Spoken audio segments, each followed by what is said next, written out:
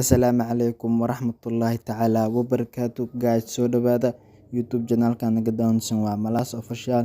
Fadlan channelka haddii aad ku cusub tahay subscribe noo saar, aad iyo aad u mahadsan tahay. Maanta muuqaalkan wuxuu ku saabsan yahay sida aad u samaysan karto Facebook page oo casri ah.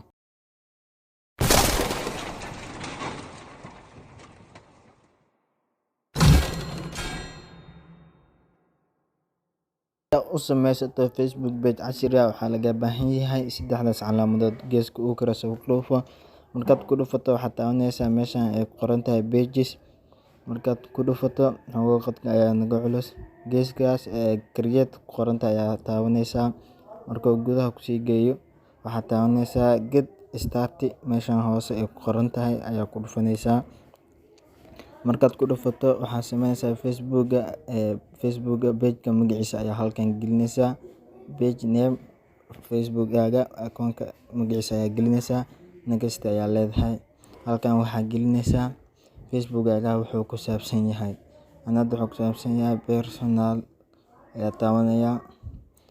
Waxaa rabtid ayaa gashan kartaa, active waxaa rabtid ayaa meeshan gashan kartaa. Kadib next ayaa leedahay. Markaad next leedahay waxaad taabanaysaa meeshaas ay skip qoran tahay. Haddii aad website leedahay website-ka ayaa gelinaysaa. Kadib profile-kaaga waxaad saaranaysaa sawir, cover photo iyo profile photo. Markaas laba sawir u talo gashay ayaa profile-kaaga saaranaysaa. Markaad saawato kadib save ayaad leedahay, kadibna done ku dhufo. Waa kay sidan ayaa ku samaysatay Facebook page casri ah.